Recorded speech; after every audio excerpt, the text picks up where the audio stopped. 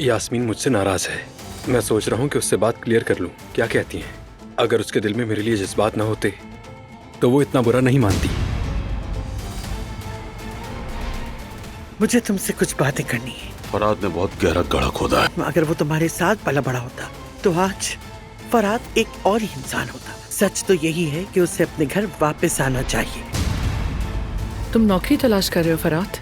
मैंने अपने दोस्त की पेशकश कबूल कर ली है। बेटी, क्या बारा ने तुमसे कुछ कहा? सिर्फ इतना कहा कि बात करेगा वो।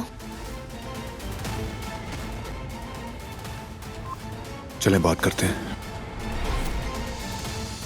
हम अच्छी तरह जानते हैं आप क्या करने की कोशिश कर रही हैं। मगर बारान, मैंने और बाबा ने सोच समझकर एक फैसला किया है।